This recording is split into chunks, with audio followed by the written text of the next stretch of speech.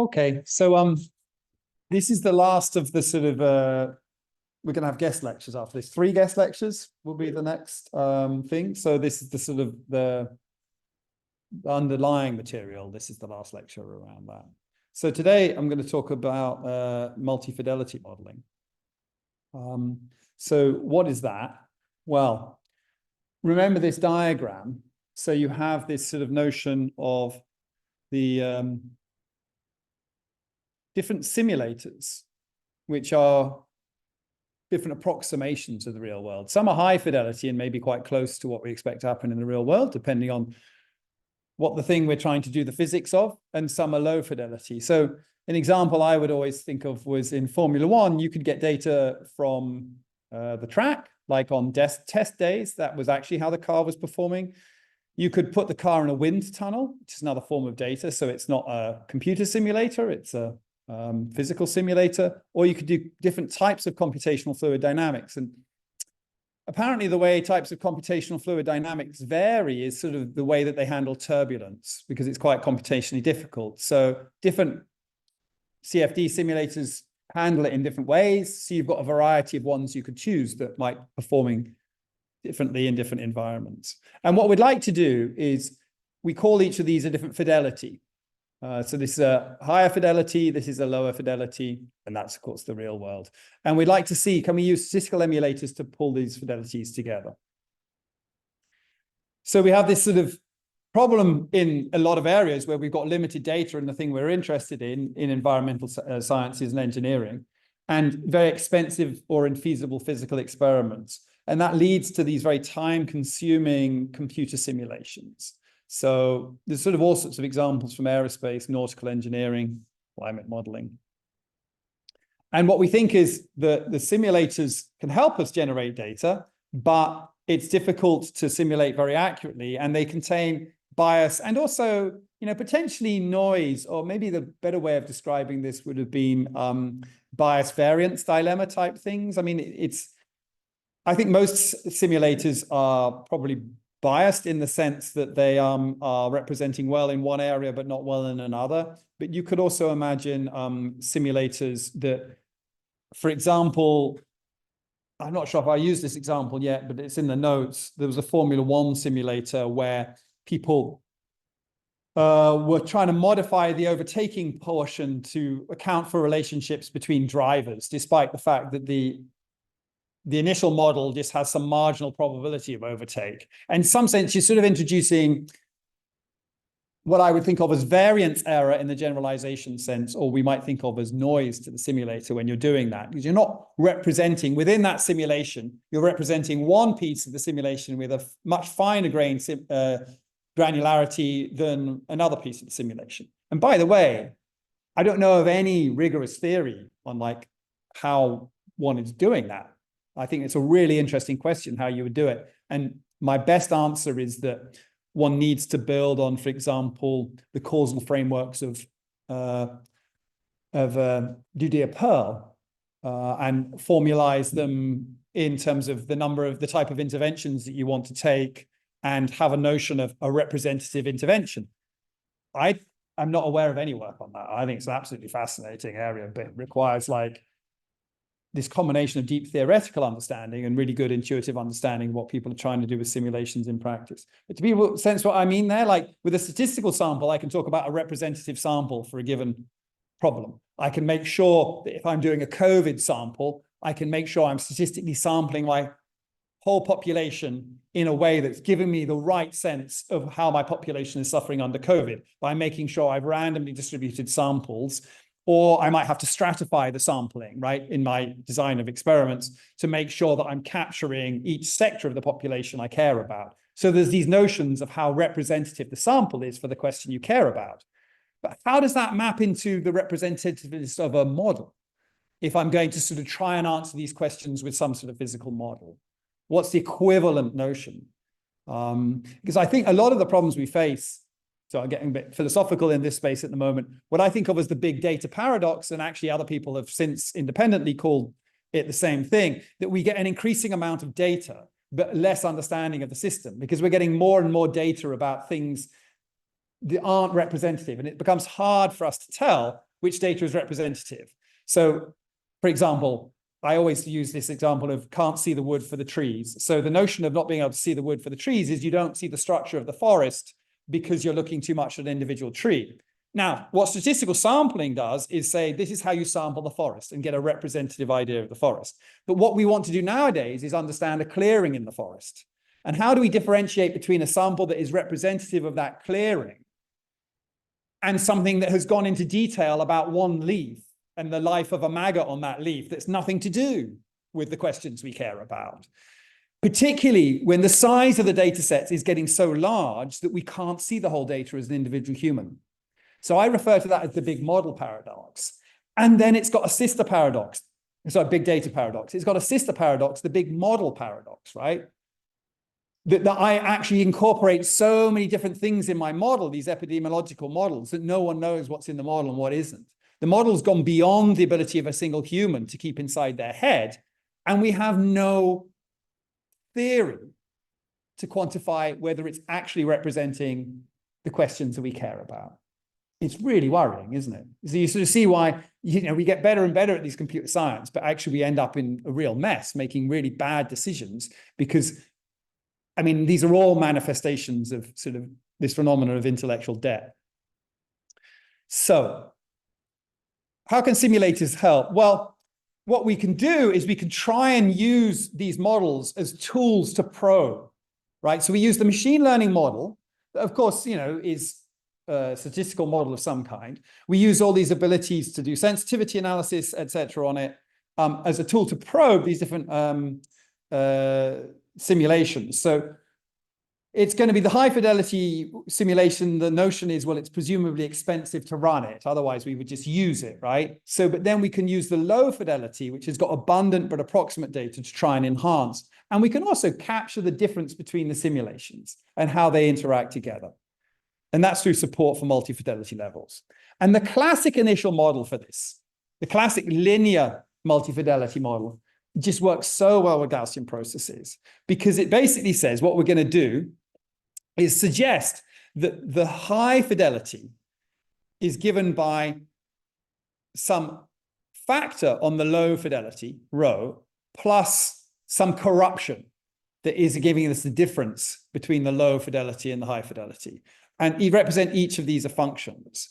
And we can do this multi-fidelity. So if we have T fidelities, then we just end up saying the teeth fidelity, that's not the teeth as in my mouth, but the teeth as in the index is an error that's the difference between the sort of T-1 fidelity and, sorry, that should be an error there. So that's index. Wow, I've had these slides for ages, haven't noticed that little bug there. So the highest fidelity here, this should be an error term, adding to the T-1. And so we can sort of do this recursively and have a set of functions that are describing both the differences between the fidelities and the underlying low fidelity. Now, what's nice in Gaussian processes, we can simply do this by adjusting the covariance function because the sum of two Gaussian variables is Gaussian. And the sum of two Gaussian processes is also a Gaussian process. So what you get, as we'll show in a minute, is a new covariance function. So what we do in practice is we stack our data. So when we're thinking of the model, you can think of it as a single data set. So you've got certain experiments that you took place at high fidelity and certain data experiments you took place at low fidelity. Let's even imagine that they were taking place in the same point. And what you do is you create a design matrix. Let's just bring this up.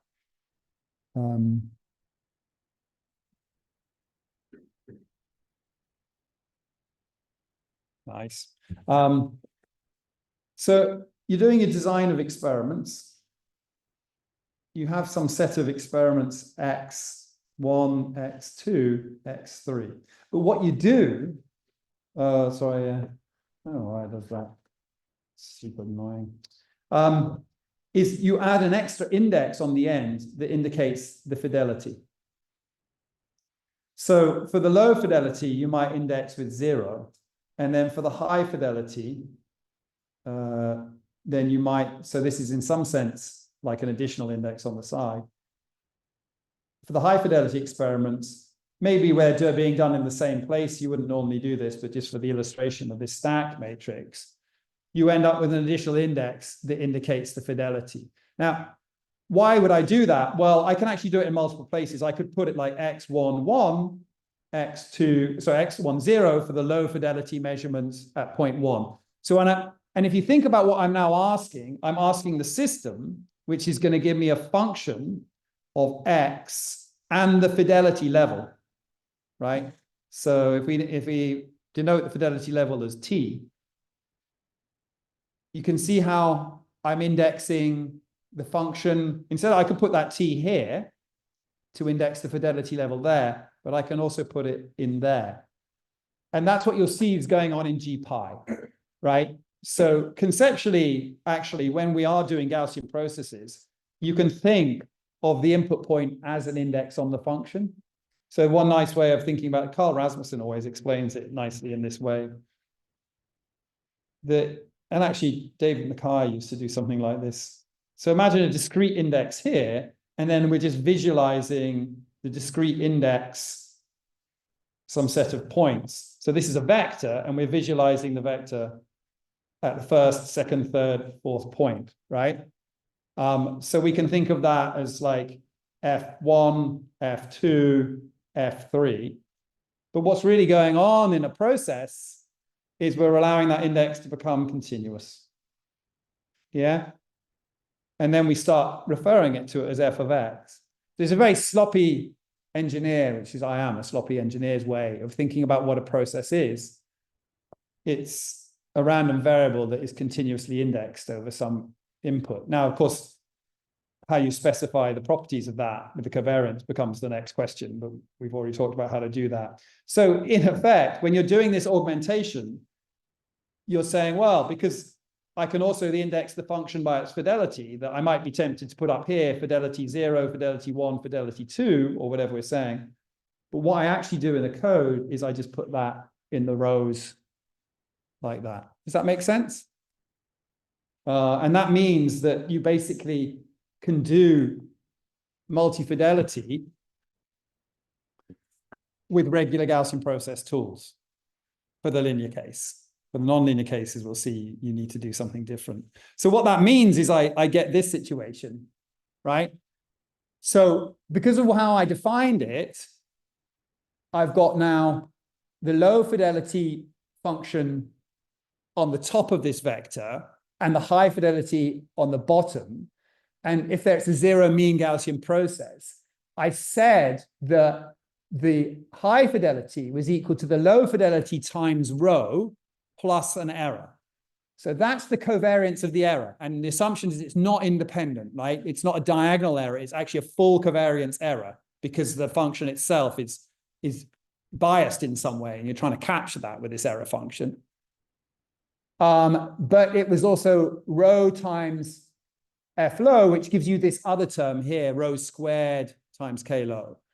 And then you end up with this new covariance function that gives you the joint Gaussian process distribution between high fidelity and low fidelity measurements. And it's so beautiful and elegant because I can now ask at any time for the correlation. If I have 7 low fidelity measurements, I can ask, what's your prediction over the high fidelity? And it will end up giving me a prediction, which is going to be dominated by error bars arising from this term. Or vice versa, I can ask things in the other way. And that allows us to put the acquisition function across the joint process. So once you've got to this stage, everything you've learned so far about Bayesian optimization, sensitivity analysis, all this just applies directly. It's just a particular covariance structure that you're using in the linear case. Really, really lovely and elegant, and very well studied, in the history of surrogate modeling. So just to give you a sense of the data set you're creating, this is the sort of what I was just trying to show on the board. But your X ends up being your low fidelity experimental positions, and then you augment to say, oh, these ones are low and these ones are high, and your Y is just whatever your observation is at these low and high fidelity positions. Okay. So let's go an example on the Forrester function.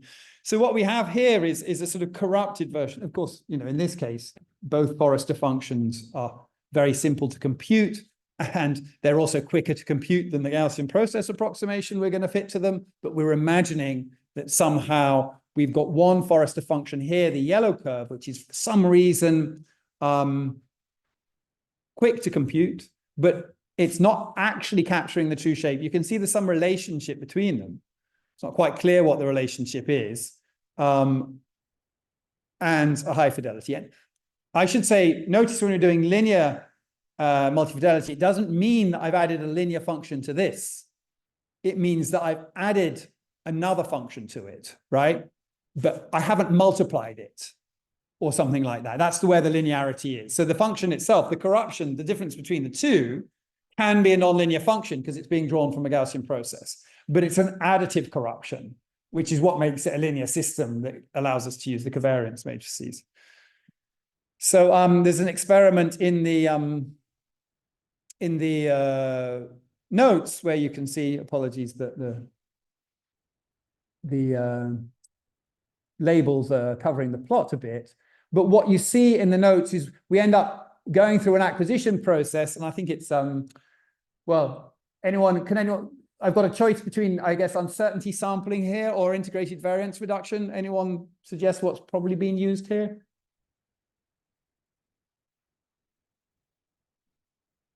Uncertainty sampling or integrated variance reduction, which would it be and why?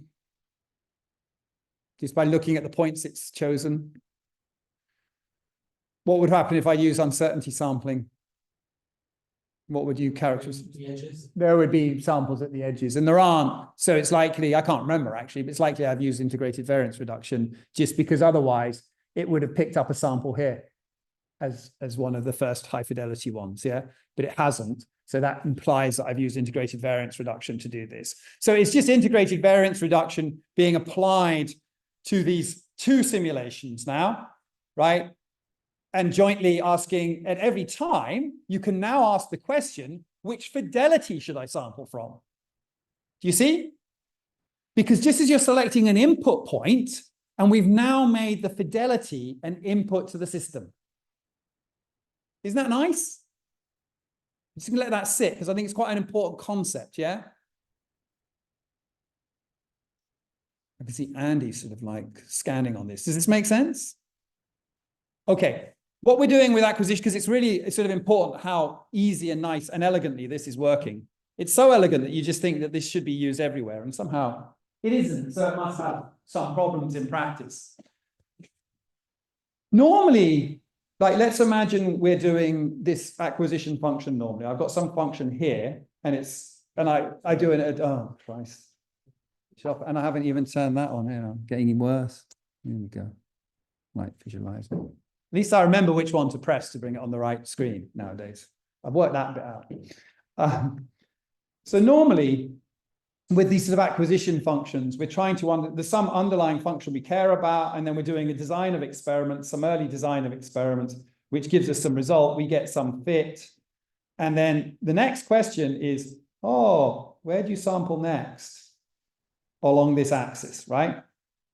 Now, but we've added to the input an index that says there's a second function that is lower fidelity.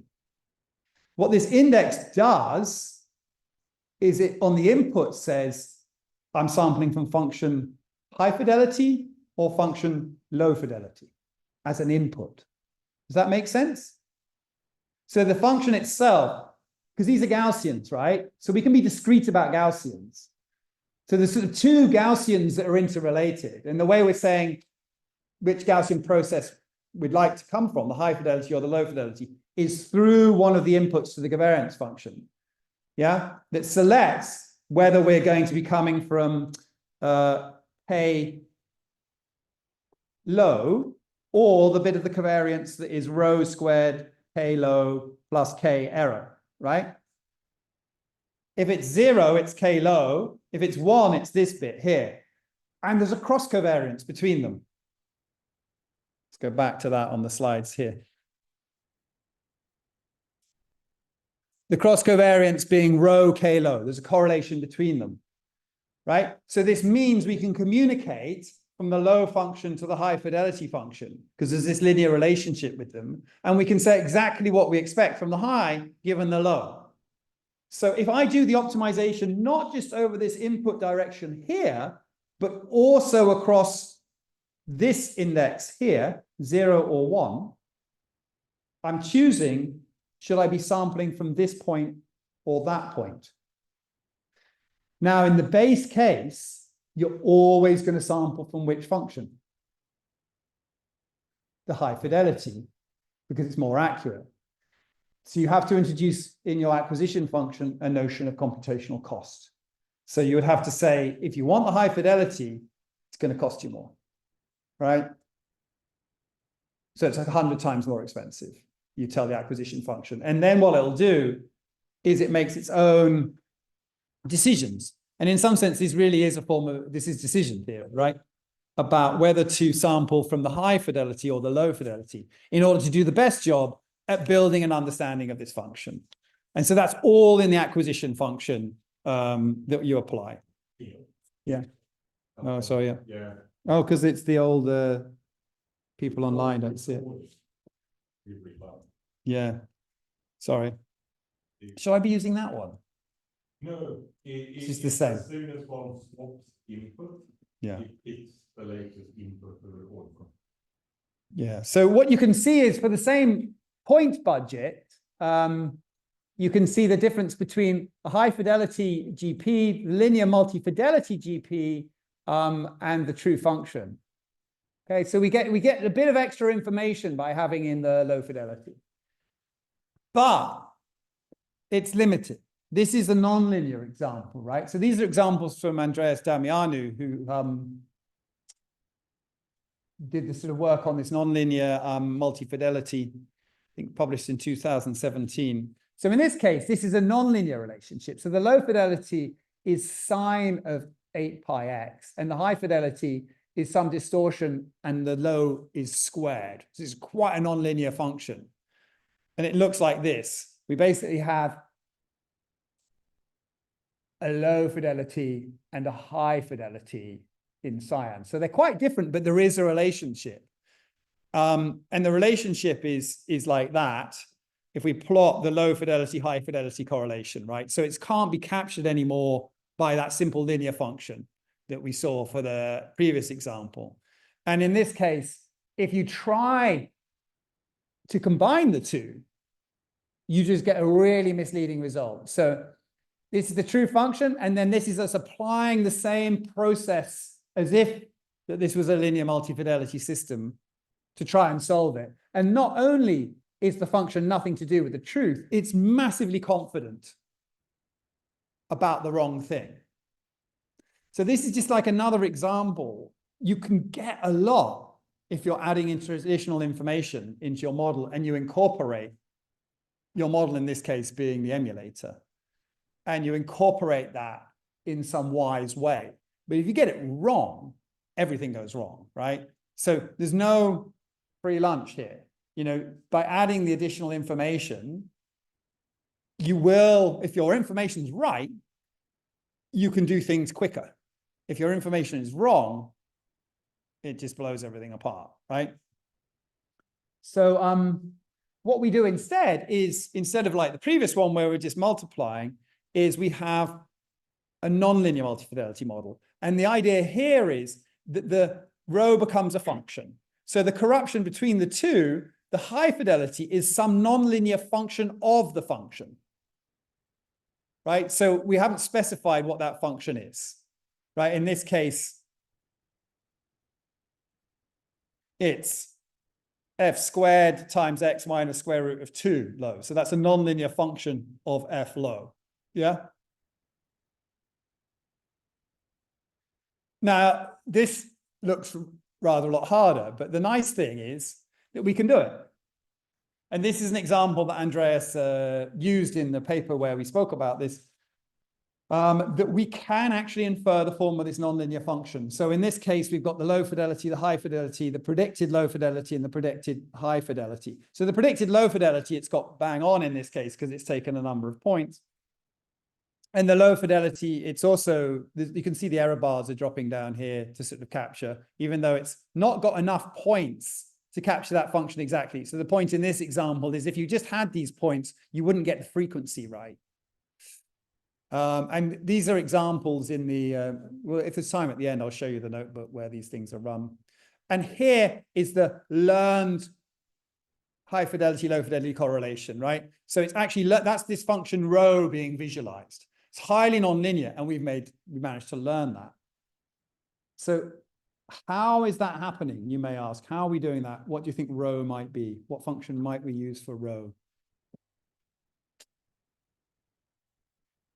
We're going to have to learn a second function. So there's a second function here. So what do you think? How are we going to learn that? What approaches could we use?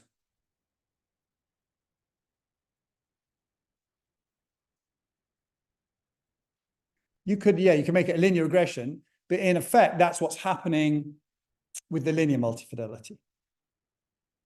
So if we want to go nonlinear, what different nonlinear models could we choose?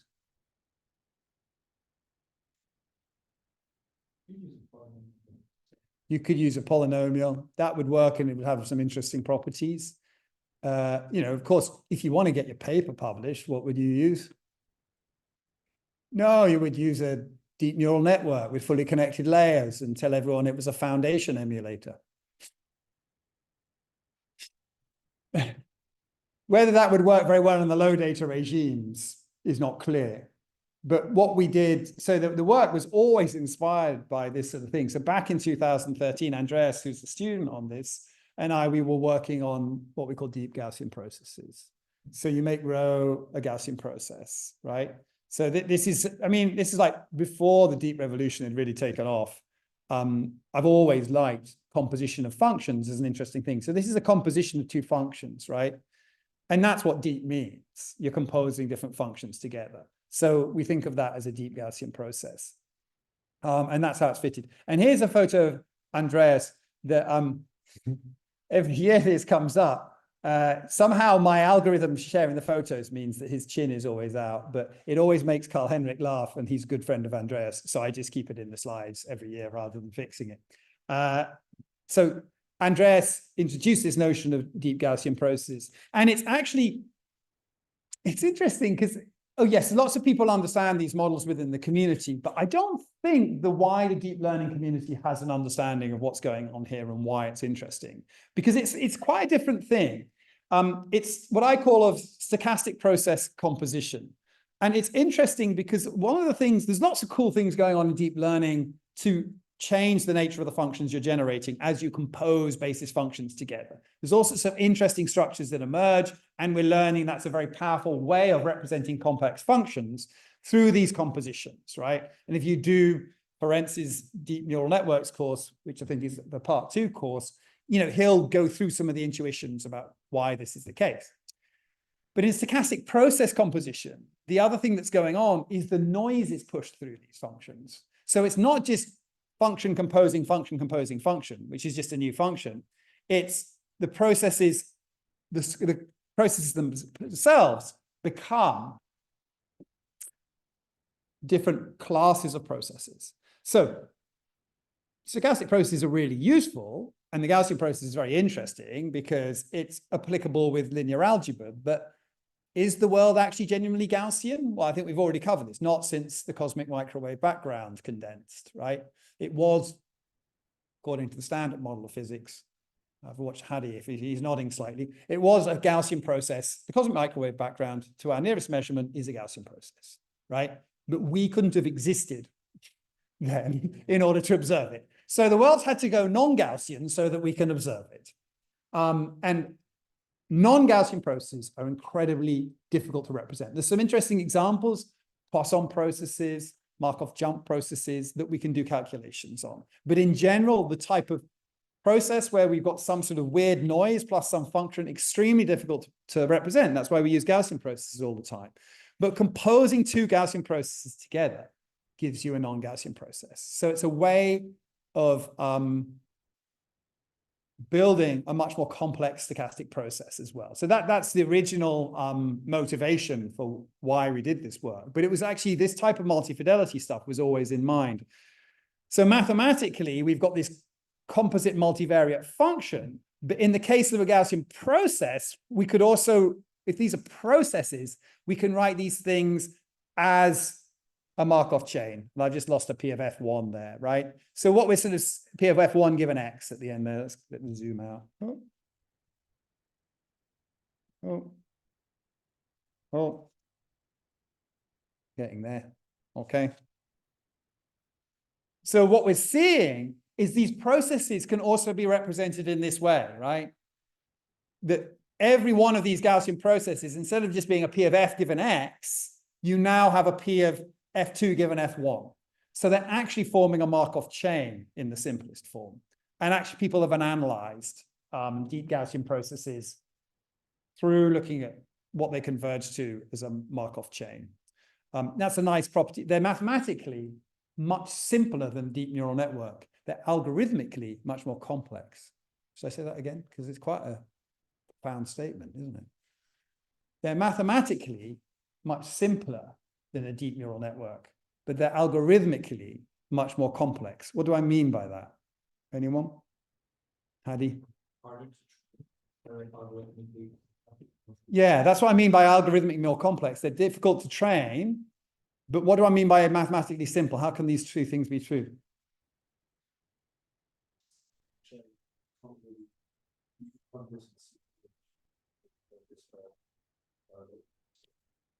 You do get lots of issues like that. The whole thing's a headache. I mean, we worked out ways of doing stochastic gradient descent on these things, but it's still a bit messy. So there's all sorts of things because you're actually fitting a whole probability distribution as well.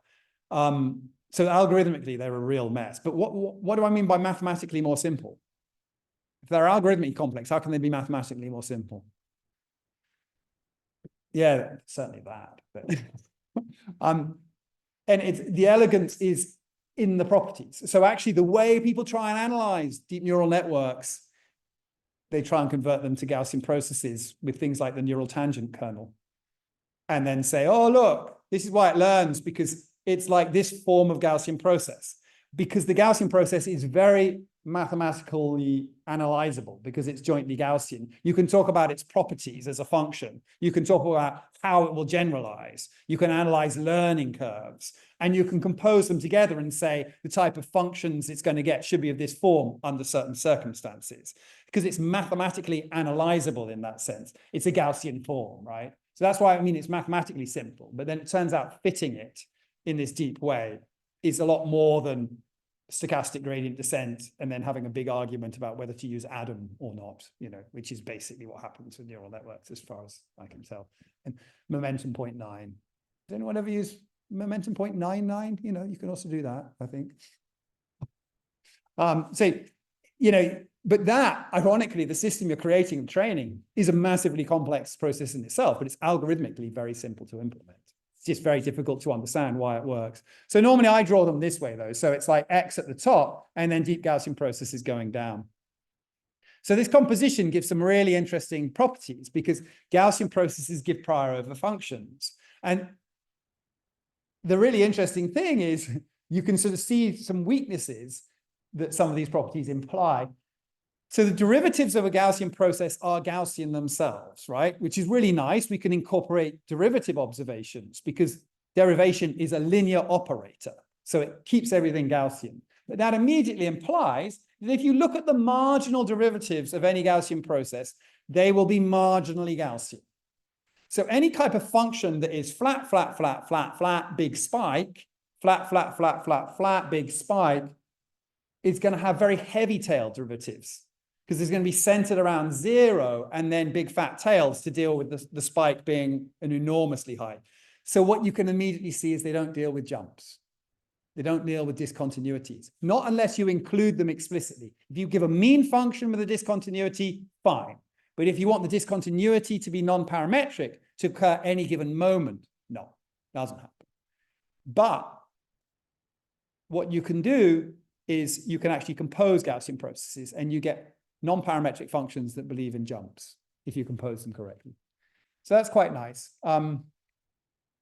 So this is just sort of going through an example in GPy where we fit a gap. This is my favorite data set in the world. I should update it now. There's 2 more Olympics I could add to the data set now. The reason I love this data set is because it's taken from Rogers and Girolami. Originally, they did a sprint data set for showing simple regression in nice and one-dimensional.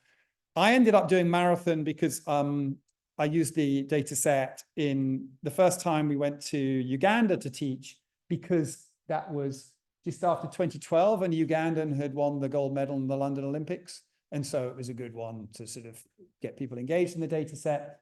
And so I've used it ever since because it has this really interesting outlier, right? And this interesting outlier is coming from the fact in 1908 or something, is it 1904, I think maybe, the Olympics in St. Louis, they had cars leading the marathon for the first time, and they kicked up so much dust and the runners got lost. And it's a really slow marathon. I mean, it's faster than I can run a marathon, but it's not faster than this gentleman can run a marathon. So Alan Turing, zoom back in, for those who didn't know, it's one of my little facts. Extraordinarily fast marathon runner, 2 hours, 46 minutes in 1946.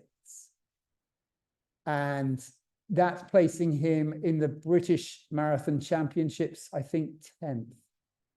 And would have placed him in, if he wasn't able to run in 1948, I think because he got injured, but he could have qualified for the Olympic team, and he would have come something like 15th in the Olympics if he'd ran that time again. In pretty cool. So if you feel inadequate about Alan Turing intellectually, just think about him. He was also a faster runner than you. And just to give a sense of how fast that is, you know, these type of speeds, just run over 5K, would win a lot of park runs, right? That's the sort of speed he's going, you know, maybe not win, but place top 5. Certainly the fastest marathon runners who are running it in 2 hours, when you work out their time for park runs, it would obliterate all the runners on the park run. And they're doing that for 42 kilometers instead of 5. So special man. So he was a formidable runner, but we can see what's the probability would he have run the Olympics, would he have won the Olympics if he had been one held in 1946? And we can answer this question by doing a Gaussian process fit to the Olympic data. And here's our Gaussian process fit. And we can know, oh, well, what was his time? Well, it's a pace about up here or something. Oh, so it looks like there's a really significant probability he would have won. But of course, that's absolute rubbish, because what's happened is this outlier is causing the noise to be very large. And that's also causing it not to interpolate very well. So can deep Gaussian processes help? Well, this is a 2-layer deep Gaussian process, one GP feeding into another. I'm still not sure that it's a great model, but it's better in some sense. It's not so sensitive to this outlier. And it's capable of being not sensitive to that outlier because it's capable of generating non-Gaussian noise. So if we look at samples from this process, you see that they're quite dispersed outside in this region here. And that's indicating that they're potentially quite heavy-tailed here. And the samples get tighter. So it also does a nice job of, I mean, it's not actually capturing it perfectly, is it? It should be probably a bit tighter, I would guess, down here. But it's doing a slightly better job. Maybe if we did a 3-layer deep Gaussian process, it would do better still. The number of layers is fundamentally changing the properties of the functions you consider.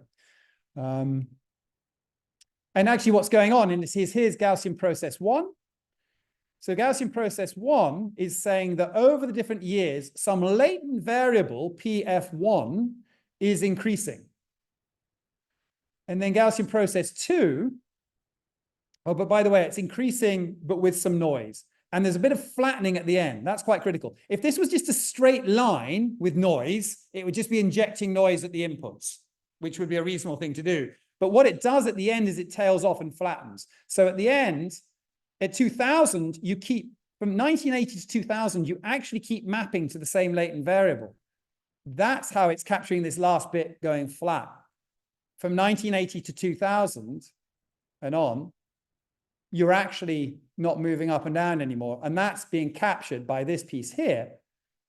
which is then being fed into this piece here. So this piece here is capturing in those early latent variables the rapid improvement in pace that we see across the sort of early stages of the marathon, the flattening we see across the interwar era, and then the improvement we see post-Second World War, but then all the points cluster up as the improvement stops, because that mapping at this layer is mapping everything to the same place. That makes sense?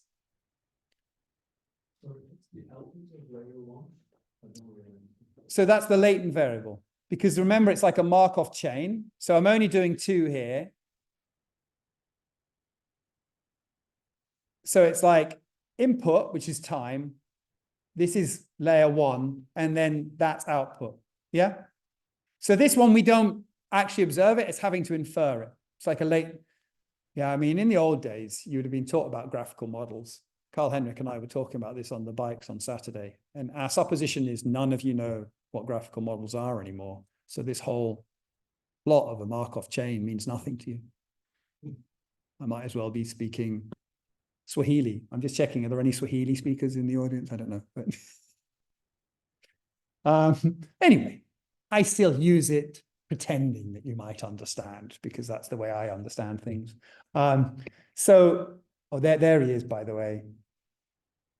Kiprotich, the Ugandan winner in 2012. National hero, because he was the second ever winner of a gold medal. The other one being Akibui, who won the 400 meters hurdles in, I think, 1970s or something. Okay. So now this is the way I think of it. You can only do this in one dimension, but what's going on in deep learning, I think of as a pinball machine. So this is the input year. This is the latent variable you just asked about, layer 1, which I think of as after you've gone through one layer of pins, between the layer of pins, like the first layer of pins is like a function, but it's like a stochastic function, right?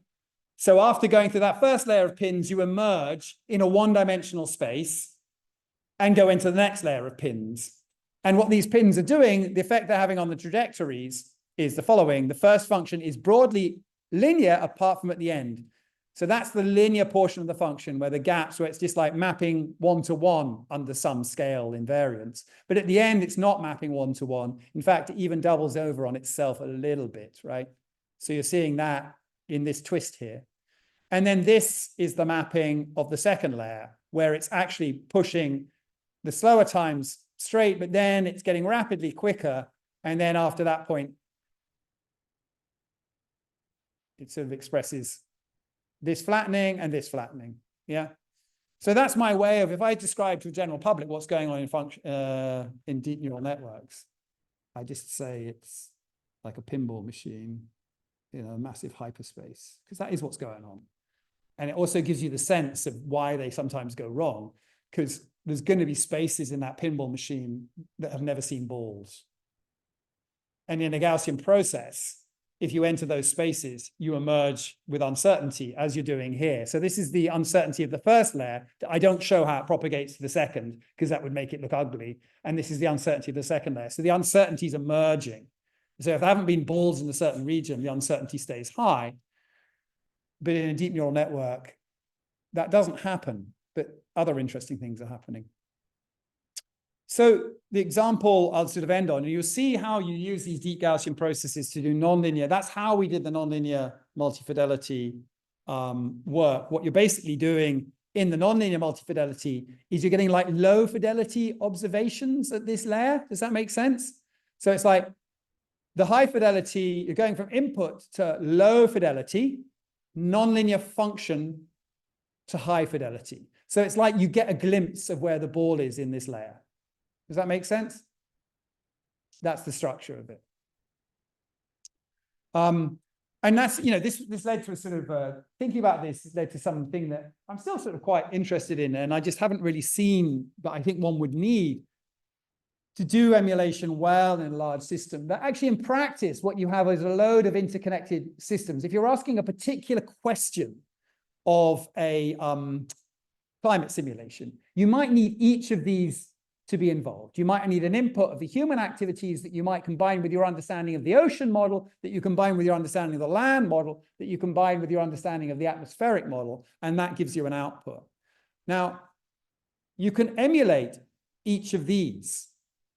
And of course, if you stick those things together, you get what I call a deep emulation. And the nice thing about doing this is if there was uncertainty in this, that would propagate to the uncertainty in that, would propagate to the uncertainty in that. And then you can still do, you could understand what of these simulations you need to run to improve your question. This is a dream in some sense. I mean, I'm not sure. It's a dream. It's not like I think every day, oh my goodness, wouldn't that be amazing? What I just mean by that is this doesn't really exist in practice. And there's many reasons why it doesn't exist. And they include the fact that it's quite difficult for many simulations to find what this decomposition looks like. Very often you're not given a look inside the simulation.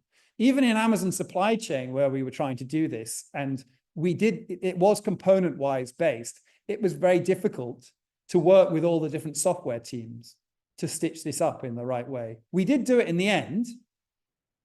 So I'm lying. The team did do it, finished it just after I left, on this problem we had around why an improved demand model had led to a fall off in profits. And the way in that case they were doing it, though, is every emulator was a linear approximation around the operating point. So it wasn't Gaussian processes. It was, you remember we talked about locally valid approximations. We were doing local approximations in each point around the operating point, which was giving us a structural causal model. And we then used that structural causal model that came out of this to understand why the system had gone wrong. But you can see the general idea. You're trying to probe your deeply complex software system or simulation with a series of functions that you can understand and ask questions about. In that case, structural causal modeling, which we haven't really spoken about in the course, in order to get a diagnostic about how you expect it to be working. So, brief reflection. We've tried to give you a toolkit of surrogate modeling. We definitely have not covered all the different ways you can do that. Hardy's going to give one of the guest lectures, and he'll show you very different, interesting approaches people are doing with Gen AI. But when you come to your project work, it's your opportunity to use your imagination to try and find simulations and combine parts together. We're going to help stimulate that by sharing these guest lectures across the next 3 weeks, which will be about different things you might be able to work on or might inspire you. There's a final example in the notes, which is just an example of putting these things together around one of these, a very simple mountain car simulator that you can also play with, just to sort of show you that. Again, as always, I'm never sure if I emphasize this enough. All the slides for my lectures are on, so you can see the code that is doing all these things, right? Producing all those results. Should be running. I tested it this morning. There's the nonlinear multi-fidelity result. Notice a lot of the code is just the flipping plotting. Here's the deep Gaussian process material. This loads in the deep Gaussian process, and this is doing the fit. So I appreciate scrolling is just probably making you have a headache, but there's the fit of the deep Gaussian process being run. And then at the end, just to get down to it, is the mountain car problem, which uses OpenAI Gym as a simulator. So that's also designed to give you a sort of sense about how you work with OpenAI Gym, which has various simulations you might be interested in, to try and use Bayesian optimization to solve the mountain car problem with multi-fidelity emulation. And those words at the beginning of the course, you probably had no idea what they meant. And now you immediately have a deep intuition about everything that's going on. So we'll stop there, just check if there's any questions.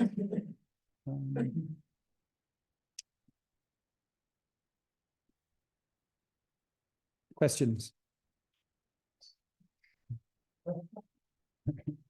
We'll bow out in a minute, Matthias. Questions?